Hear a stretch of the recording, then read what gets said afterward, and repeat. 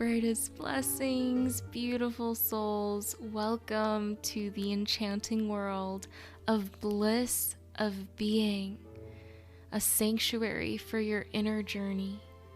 My name is Eva Svetleva, and I am a blissful life visionary, supporting you and reconnecting to your essence, embracing life your way, and pursuing your dreams. In this sacred space, we will explore connecting deeper to yourself, navigating the human experience with inner peace and bliss, embracing your radiant uniqueness, and pursuing your dreams with your whole heart and soul. Bliss of Being is more than just a podcast. It's a sacred portal for self-discovery, self-empowerment, inner resilience, living in harmony with your true self.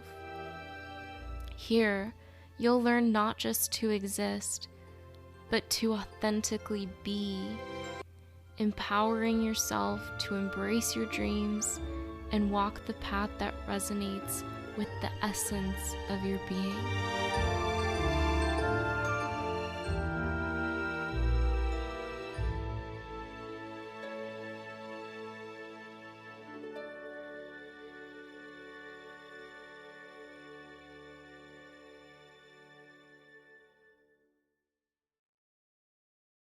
Brightest blessings, beautiful souls. Welcome back to the Bliss of Being Podcast. This podcast today was inspired by a thought that I had on my morning walk, and it resonated so deeply, and I felt really inspired to share. And my intention is to continue to do this regardless of how big the podcasts are. Maybe this will only be like a 10-minute one. Who knows? Because I only have one thing to share. I also did pull a card for us from the Wisdom Keeper deck that I will share the message of. But we'll just see how it flows. And before I begin, I just want to say thank you. Thank you for tuning in to this magic, to the messages here, to the conversations. Whether you are someone who has been listening since this podcast was called Rooted in Source, or you're just tuning in now when we are Bliss of Being, I just want to take that moment to say I appreciate you, and I create this to support you, to share these ideas and insights that flow through, that are supporting me in my journey, in hopes that it can support you on yours as well. So if you feel called to leave a review and a rating of this podcast wherever you're listening, because it's available on multiple platforms, please do so. Please let me know how it is supporting you. Please let me know if there's a specific topic that you would like me to explore. And if that's something that I feel like I can speak to and share on, then I would love to create something that would really serve you. So speak up, let me know, and I'm just so happy you're here. So on to the show. This morning I was walking, and I have been navigating a lot of judgment coming up. And a lot of times patterns that we see, that we have with our outside world, is actually a reflection of what's going on the inside. So I'm still navigating this, so I'm not able to speak to it from like I've already overcome this or I've already explored it fully, but I still feel like there is value in where I'm at and the practices that I am doing for me to speak up about it. So I when I was younger, I was very, very critical and judgmental of everything. I was also a perfectionist. So all of that combined, like just the thoughts in my head, like no one was ever good enough. Even when someone like was a friend or someone I could trust, the minute they did something that I deemed quote unquote bad, they turned from good to bad in my eyes, and I would cut them off. And I had this pattern of blocking people and just cutting them out of my life, removing them from social media, and never talking to them again. And for some people, I would say, yeah, that was probably an okay approach to take. However, I do feel like I definitely, like now reflecting back, I definitely did do it with, like, it was kind of like my MO. And I don't think it was quite necessary to do it to the extent that I was doing it. And what I've realized on this journey of self-discovery and learning more about myself, which then helps me also learn more about humans in general, because I am a human. So the more I explore my layers, the more I am able to understand and learn about layers that other people might have. And I think that that's where true compassion really comes from. And I realized that when I was younger, I thought in terms of good and bad, right and wrong. And when you look at social media or what our parents taught us, or, that is such a common concept that is alive everywhere. And when you actually live life, you realize that there's all this gray area in between. Like it's this spectrum of, good on one side, bad on the other. And then there is all this stuff in between. So at any point in time, we can fall anywhere on that spectrum. And I realized that I was condemning all these people and putting them in this bad box when really they just had a moment of acting a certain way. And another thing when it comes to relationships that I've discovered is a lot of times if people would just communicate with one another, and I don't mean just talk, but actually actively listen to what the other person is saying, that would help clear up a lot of misunderstandings and assumptions and all these things that tend to happen when we have no idea what's going on the other side, but we're over here making up all these stories of what's happening and why this person must not like me or why they are as bad as they are and all these things. And in reality, that person in your life may have had a not so great experience with you, but they do have other experiences with other people that are good. And I was very much in this really toxic cycle when I was younger of, if I didn't like someone but someone else liked them, it was almost like the transitive property that you learn in geometry. So now that person was also bad, and I felt like I had to be really careful with this other person because how can I trust them if they trust this other person? When really everyone is allowed to be friends with whoever they want, and that's up to their discretion and their discernment. And who am I, to tell someone who they can and cannot be friends with? I had a lot of these tendencies growing up, and it caused me to lose a lot of friendships. It caused me to walk away from a lot of friendships that maybe if I was a different way wouldn't have otherwise. And I know that it was part of my learning. But so this back to this whole black and white concept that I want to share. I realized that it's not about this person is good or this person is bad.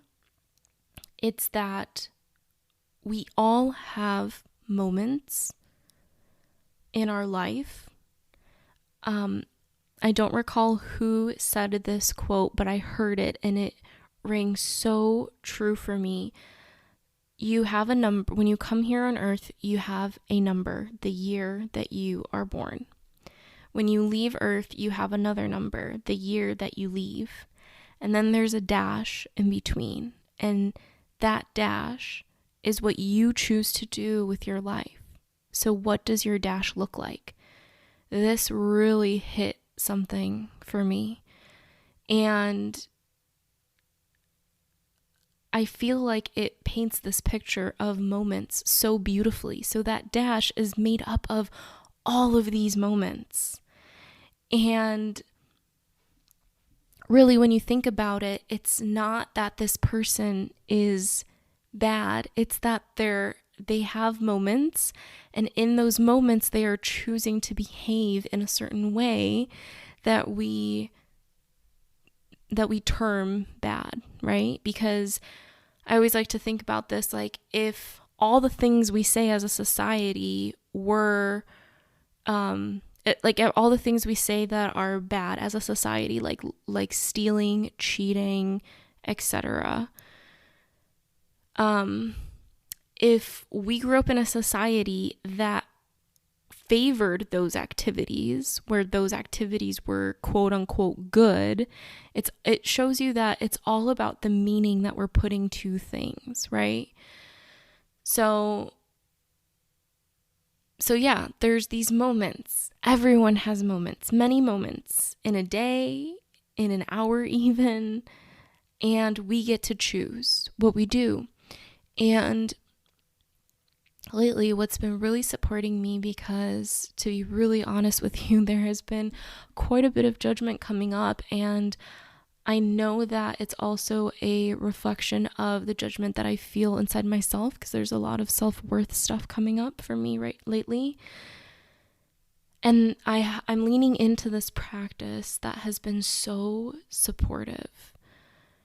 And it is, I recognize that this person, whether it's someone with their dog who they're telling their dog not to do something but encouraging it to do the opposite, or someone who behaves a certain way, and in the moment I have a thought come up and say that wasn't cool, or why were they doing that? In that moment, I take the time to reframe it. So immediately and this takes self-awareness, you have to be aware of what your thoughts are in the moment so that you can actually do this. Because if you're not aware, then you're not able to catch them. And I'm trying to think about, how did I actually start doing this? Because I wasn't this aware before. And I would say it was just practice. I think everything is a practice, and it's about, what are you putting your time and energy toward to practice? What is it that you are valuing enough in your life to put forth the effort to transform for yourself? Whether it is something within yourself, or something about how you interact with the world or others, or, it could be anything. So in the moment, like for instance, this morning, the whole inspiration of this podcast was when I saw this person walking their dog, and their dog is one of the very aggressive ones in our neighborhood. And when I saw them, and this is, a lot of times this is like a survival safety thing that comes up. So when we label something as unsafe or bad, our natural tendency is to avoid it. So we're always kind of labeling things to make sense of the world and make sure that we are feeling safe. But at the same time, when we're so busy doing this and, coming from a space of judgment, that's actually impacting our inner peace, and it's impacting our state, which is one of the only things we have control of. So what I did this morning was, and what I've been doing is, so I saw the guy with the dog, realized who the dog was, and thought, oh, there's that aggressive dog again. But I knew I was coming from that like judgmental space. And then I had this thought come up, and I believe that this was my inner magic, my soul, my inner essence, inner guidance, whatever you want to call it, speaking to me. It showed me how people, animals, whatever, who act in certain ways, it's just showing that there is disharmony within them. And I know what that feels like because I also have had disharmony within me. I've had many years of that until I started working on my inner world and creating an inner world that I actually want to come back to and spend time in. And our inner world, if you're not familiar, it's what's happening on the inside of us. So it's everything. There's thoughts, there's emotions, there's parts of us. There's energy, like so many things. And I find that a lot of us are avoiding what we're feeling on the inside because maybe we don't know how to navigate it. Maybe we are afraid of it. Maybe we've just been avoiding it for so long and we're so disconnected. But in that moment when I looked at that dog and I thought, when that dog is aggressive, it's actually just showing that there is disharmony within it. That there is something that is unbalanced, that doesn't feel good, because nature's natural state is balance and peace. And that was really eye-opening for me. And then when I thought about how, wow, so that's all it is when people act out, when people don't treat others well. They're just showing that there's disharmony somewhere within them. And I think this speaks to the quote, hurt people hurt others. And I realize that, and I can have compassion for people and animals and whoever else I see who is acting from this space, because I have that within me too. I've experienced it many times. I still do. And that's okay. And I think that when it comes to conscious living, when it comes to living with intention, living a life that actually feels aligned to your values and what you desire, what I have been anchoring into recently is that living a blissful life, as I call it, isn't about experiencing the rainbows and unicorns all the time. What it is about is being open to the miracles, being open to the expansive possibilities, and having the inner resilience and the resourcefulness to navigate life as things come up. Because there is absolutely no way to plan what will unfold in our life. And if you ask anyone who has tried to plan out what will happen in their life, ask them if it has 100% happened the way that they planned. I can guarantee the answer is no. And it's because life has an intelligence to it. And I've been listening to a lot of Bashar recently. He is an entity that gets channeled. And his messages have really been resonating. And he talks about how there is a natural flow of life that happens. And when we're trying to control it so badly, that takes a lot of energy and effort.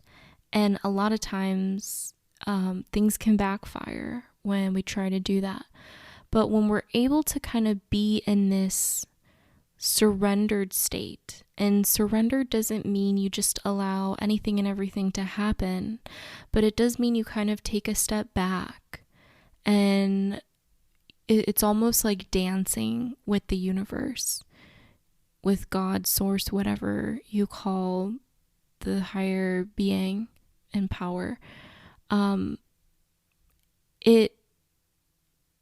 It is a dance because it requires both parties to come together to co-create art. I think our life is art. It is, because there's so much that unfolds. And the other thing that I always say now is how you never truly know what someone has been through, because people can show you or tell you certain parts of their life, but they're a whole being that has had so many experiences and moments in their life. And I think also this really flows beautifully into parenting and this new approach to parenting, which I call conscious parenting. And it's about this balance of being a guide for your child, supporting them on their journey, making sure that they know you are a resource for them, while also surrendering and letting them have their journey. Because if you try to control everything in your child's life to make sure that it's perfect, to make sure that they are protected, that actually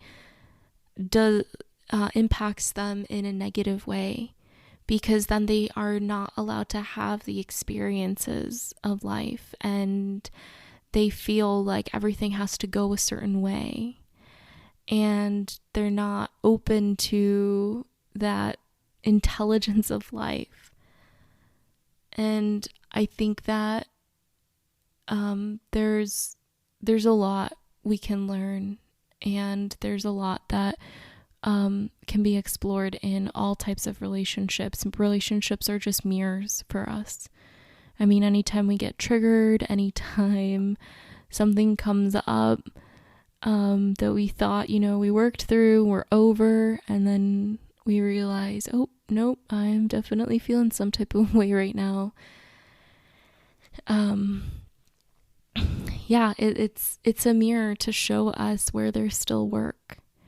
And the other piece about living intentionally that I also want to say, like, for instance, I live very intuitively. So I will tune into my inner magic, my intuition, to make decisions. I will tune in, very consistently, like on a daily basis. And one thing that I've heard people say is, oh, but you can't rely on your intuition all the time, or like I've had my intuition be wrong before, and all these things. And I believe that at any point in time you can tune into something, but the energy can change. In the moment you tune into it, it may be one energy, and then maybe later down it doesn't feel aligned for you to pursue. That can happen. There are times when your soul wants you to experience something, and it's not going to be a walk in the park, meaning there's something there for you. There is a blessing. There is an experience you're meant to have that supports your growth, because that is the path of alignment and the path that your soul guides you on, if you choose to listen, is a path of growth. And so we can have these really beautiful, synchronistic, amazing, miraculous experiences. And we can also have these other experiences where we go through something that is uncomfortable and we grew from that, or we showed ourselves how we were able to step up. And that is so valuable and so much part of the journey. I'm even getting energy confirmation right now as I say this. It is also part of the journey. It's both and. It's not either or. And I want to share this because in the beginning of my journey, I looked at all these spiritual people in different communities and different flavors, like each person has their own style. And I thought, wow, look at them living their dharma, their life purpose. Look at them just so effortless. Look at how everything just flows, and look at them teaching and being of service in the area that they really love. And if there's anything that the 2023 year has taught me, is the power of surrender. For anyone out there that is really into astrology, I am moving through my Saturn return, and when I looked up the energy of my Saturn in my human design, both conscious and unconscious, is it was the same gate. It was the same energy of surrender. So I definitely am feeling it, because I've had moments where I did not want to surrender because the unknown just feels so intimidating. And when I did start to surrender, just take little steps and just breathe in more, just trust more. I think that because I grew up in a family where religion or like belief in a higher being wasn't really it wasn't a cornerstone like it is in some other families. And I'm really grateful for that, because it gave me so much freedom to kind of choose what I wanted to believe. And I recognize too, as I've been going on this journey, that it requires me to learn how to trust and how to believe and trust and have this unwavering faith that people develop when they have this connection to the universe, God, source, spirit. And that's something that I am moving through, something that I am learning. And just what's unfolded in the past few months, just to kind of give you like a sneak peek, and then after this story, I'll share what the beautiful message of the card that I pulled for you all. So I was working a job at an accounting firm and was really unaligned and really resistant to this job and really anxious to get out. And then an opportunity presented because I was kind of there, and then the nature of my role changed. It gave me the opportunity to say, this is really not in alignment for me. I am leaving. And so then I found another role, and I started working in this job as an accounting and HR manager, and was really enjoying it. Like the people, oh my gosh, what a gem of a company. I have so much respect for every single person who works at this place. And I was there for 2.5 months, and I got released. And I want to highlight the fact that I just said I got released from this job, because a lot of times we use the word I got fired or I got let go, and or we say I lost my job. When you use that word, when you speak in the sense of losing something, your mind actually feels like, oh my gosh, we have to get it back. We don't want to lose anything. And so I purposefully say I got released because I'm really intentional with how I speak. And I want to make sure that what I'm speaking is what feels true for me. And I feel like I was released from this job to go on a different experience and learn how to surrender, and also have time for pouring more of my heart and energy and soul into my business.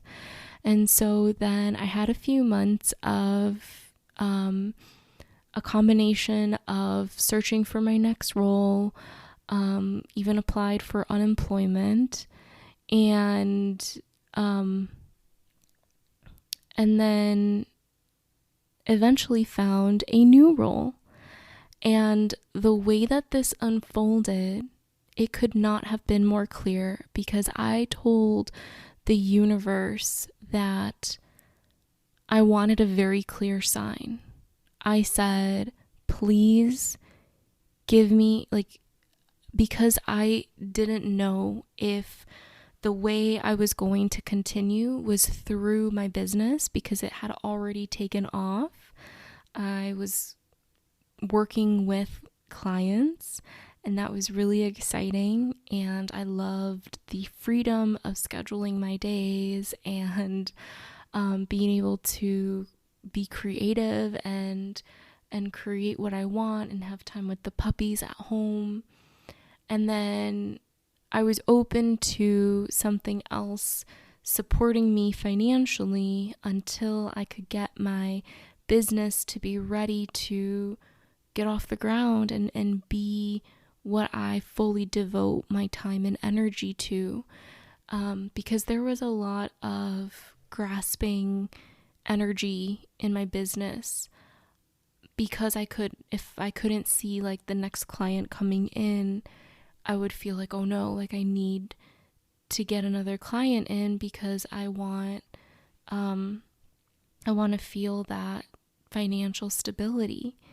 And I knew I was in this energy, and yet it was so challenging to move out of it and shift out of it, because there was so much that was kind of leaning on this, right? And I want to share this because I had a lot of shame and disappointment in myself for not being able to make it work. After hearing all these other people, and this is really where it comes in with comparison, right? I heard all these other people have this story of, I quit my 9 to 5, and then I went and, just trusted, and this was the message I got from my guides and the universe, and I just went for it, and then I've been doing it ever since. And that's beautiful. And at one point I had to recognize and discern that that was their journey. And just because that was their journey doesn't mean it is mine. No matter how much I really, really, really wanted it to be my story too, it just isn't unfolding in that way for me. And it took me a bit to get to a point of acceptance with that. So I also just want to take a moment and say, if there's something in your life that you see all these other people having success with, and also make sure you're defining your own success, because everyone's values are different. So what is it that you really value? What does success actually mean to you? But if there's this area or areas of your life where you feel like all these other people have something magical and you don't, I can guarantee you that it's just that your journey is different. It's just that it's meant to unfold in a different way. And so once you release that comparison and stop looking at what other people are doing and just focus on your journey and keep focusing and keep walking your path, it will unfold for you and you will make it work, and you will be able to pursue whatever it is you're desiring. But comparing to others, I think that it gets tricky, right? Because we can look to others for inspiration, but the minute you catch yourself feeling like they're better than you, or starting to feel like a victim of life, like, oh, everyone else gets this and I don't, those are the moments where I really want to invite you to reframe that. Reframe those thoughts and beliefs, because those are really disempowering and they're not serving you. And that person is living their life and you need to be living your life. So if there's something that you see from someone else that you're like, I feel like that is meant for me too, have gratitude that you are able to see that it is possible, because if someone else can do it, so can you. And have the gratitude that you're already in the energy of it. You're already seeing what's possible. That alone is amazing, because there's so many people that I talk to, whether it is family members or friends or just people out in the world. And what I have realized is when people are unaware of something existing, it's easier to feel like it's more challenging to receive that. And I realized that it wasn't that people didn't want that for themselves, or they weren't willing to do what it takes to get there. It's just that they were unaware that that's a possibility. And the reason that I have this expansive there's miracles as a possibility mindset is because I look to people who also speak in that way, who live in that way, and who show me what is possible. And just to put this also into perspective, when Apple came out with the first iPhone, this smartphone device, that was something that it was a new invention. You know, the first car too, the first airplane, all of these really well-known inventions, they had to be created in thought first. Someone had to receive this idea and say, oh yeah, I think I can make that work.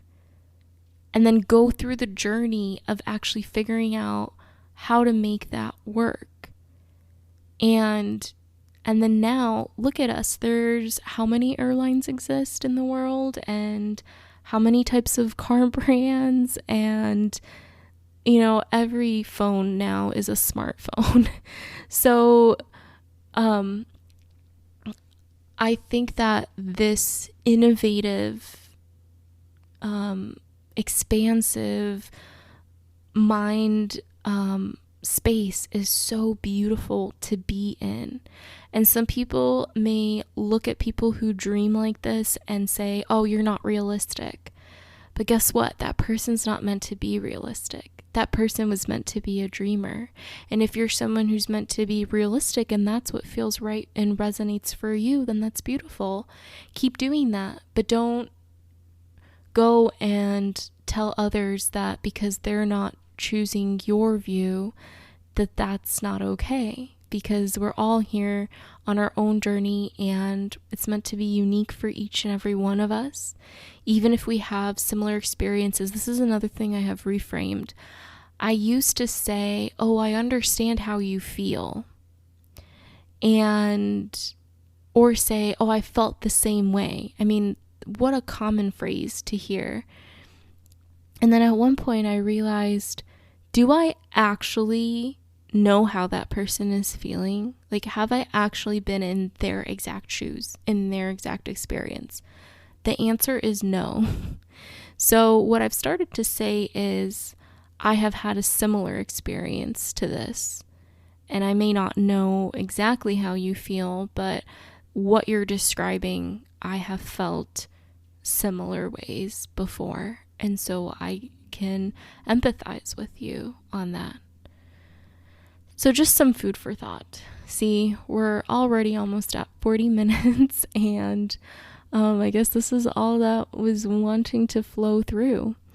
I actually do want to jump back to the story of what unfolded with now the job I was able to connect with. So I told the universe, give me a clear sign. And every single job that I applied to, including unemployment, said no to me. And then one day I had an interview and I received a job offer the same day. And now there was a part of me that was like, oh man, what about all the time freedom that we have and everything that's going to change? And what about the business that we've been working on building and all these things? And guess what?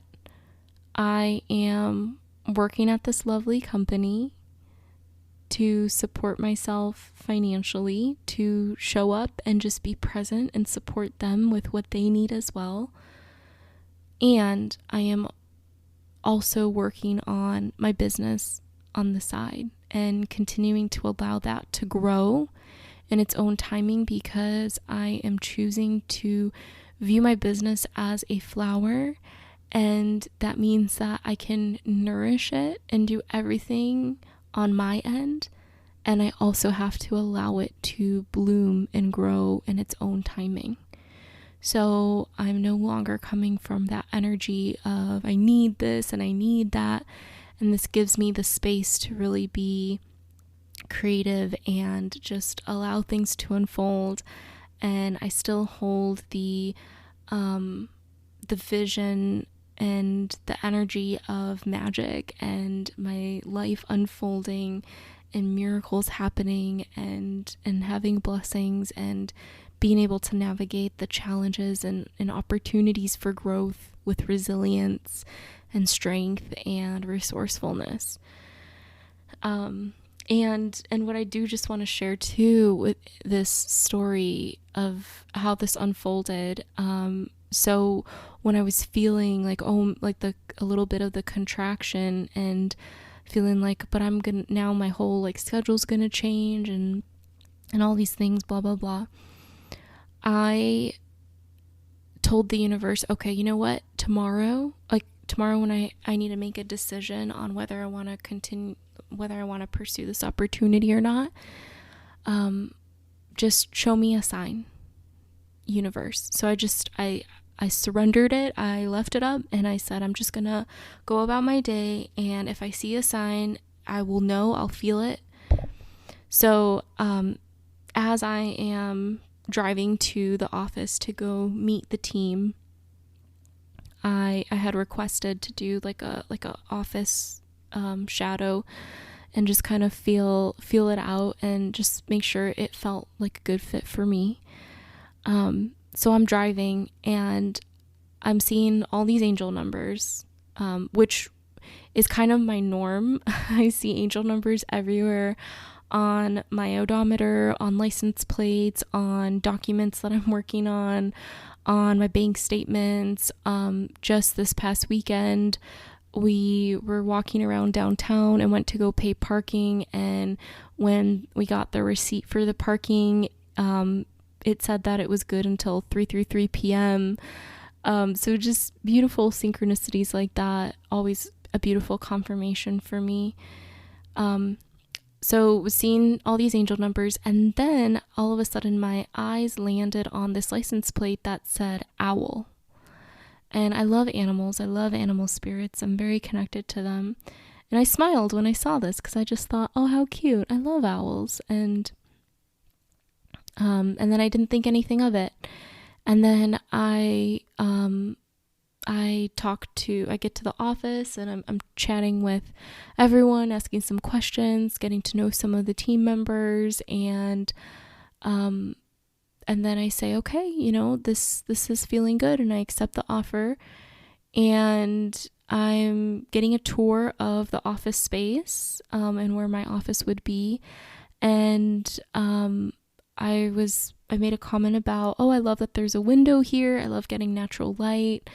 And she tells me, yeah, the woman who used to work here had a bird feeder, and we get a lot of different birds here because it's located in like a wooded area. And then she says, and there's also an owl that lives here, and it and you can hear it hooting when like in the night if you're here late. And I just thought, wow, like that's so beautiful. And then later I was telling my partner about the owl because I just thought that was so unique.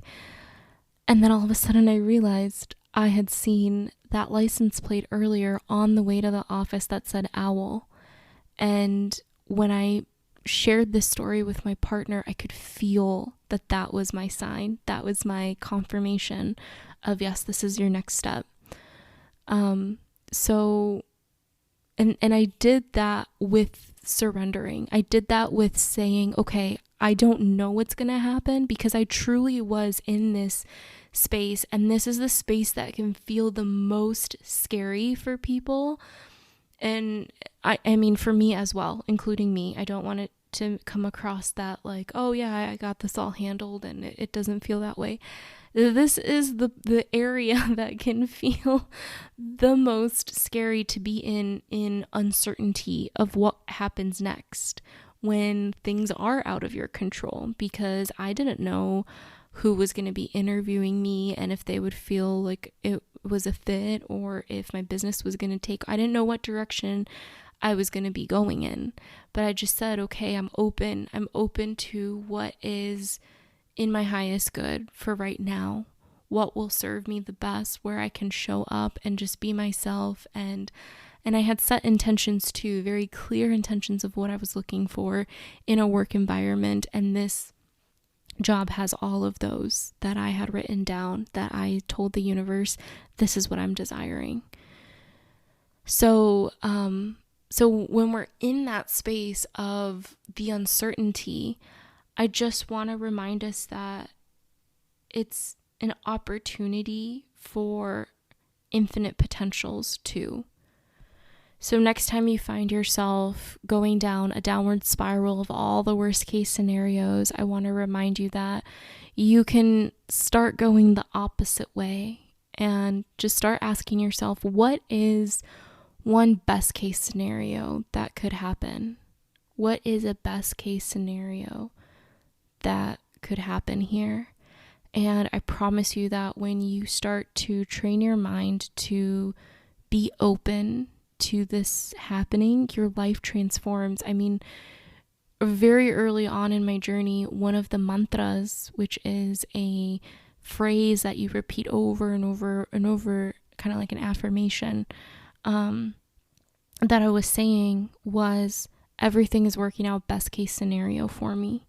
And I don't remember if I've shared this story yet or not, but I was literally in a tornado. Like I was driving away from a tornado.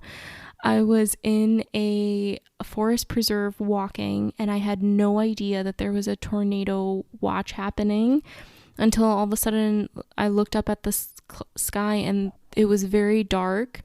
I just thought it was gonna rain, but then it got really dark, and then my phone started beeping, and I was in the middle of this prairie, and then I like rushed back to my car, and I literally saw the tornado forming in the distance, and I was just driving back to the house and just kept repeating, everything is working out best case scenario for me, and just calling in my guides and doing everything and just breathing and you know, just just doing everything I could in that moment to help me feel like, okay, I am safe, I am taken care of, and it's okay, I'm gonna be okay. Anytime I had uncertainty, that was my go-to mantra that I would use, and it served me really well. So I hope that this has been supportive for you. I'm gonna go ahead and read the card that I pulled. For anyone who is into the Gene Keys or human design, this is Gene Key or Gate 40. And in the Gene Keys, it is the Shadow of Exhaustion, the Gift of Resolve, and the City of Divine Will. And I'm just going to read this story. And this was the message that wanted to come through today for the listeners. So I hope there's some golden nuggets in here for you. The 40th gift of resolve is about becoming adept at giving to yourself. Ultimately, it is about deep physical relaxation. My wisdom story. I was born into a family with spiritual and artistic traditions that went back thousands of years. But as a boy, I was stolen from my parents and forced into slavery. My master had nothing but contempt for me. He saw and treated me like an animal. I survived by giving myself tirelessly without complaint. When beaten for not working hard enough, I worked harder. Because of my obedience and unusual strength, I was given increasing amounts of responsibility, thus stress. Eventually, my stomach started to burn and my digestive system shut down. I got so sick and exhausted, my master no longer had use for me. He threw me out with nothing but the scars on my back. A young woman found me in the dirt. She was dark-skinned like me, but she was free. She gave me shelter, nursed me back to health, and found work for me. I didn't mind the low pay or invisibility. I acquiesced in my role willingly, grateful not to be beaten. For many years I worked very hard, but I was lonely, broken, and deeply afraid of people. I only drew comfort from carving statues out of wood like the ones my grandfather made before I was taken away. One day the woman saw my carvings and was impressed. She encouraged me to set up a shop for myself. I said no, but she was stubborn and intuitive. The next thing I knew, she purchased a small shop and hung up a sign with my name on the door. For the first time in my life, I was my own boss. This realization brought forth an ache so vast that I cried myself to sleep for a year. As I embraced my pain, I grew to love what I did. It was hard work, but it didn't feel like it. My shop thrived, my stomach healed, and my body grew young again. Eventually, I let the woman into my heart and she became my wife. It took us 10 years to save up enough money to return to our homeland and start a new life. The moment my foot stepped on African soil, I looked up at the open sky, inhaled the sweet air, and my entire being relaxed. When I heard the distant sounds of my people singing and drumming, waiting for us to join them, I looked into the eyes of my beloved and I knew I was home. My gift to you. I come when it is time to relax and for you to understand the importance of balancing your desire to serve the world and your need to enjoy your life. Do not be afraid to stand your ground, set healthy boundaries, or be generous with yourself. Your time and energy are precious. Sometimes saying no to the right thing can be more powerful than saying yes. I'm not asking that you rest now and then. I want you to relax deeply and fully with your whole being. When you are genuinely relaxed, you are free to work in harmony with your true nature and environment, and will have all the energy required to complete any task, no matter how great. The health of our communities and nations depend on people who have true inner resolve and a balanced physical, emotional, and spiritual life.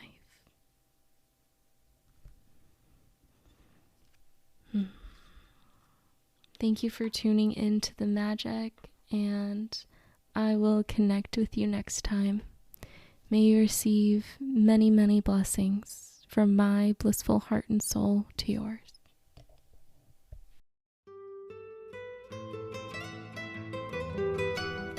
I hope this episode has illuminated, inspired, or sparked curiosity in your own being. Your presence is deeply appreciated. I invite you to share this magical episode with anyone who may be supported by it. Leave a review on Spotify or Apple Podcasts. Let me know what is resonating with you. Explore the show notes for resources, current magical offerings, and ways to connect with me on the interwebs. Sending you many blessings with a blissful heart and soul.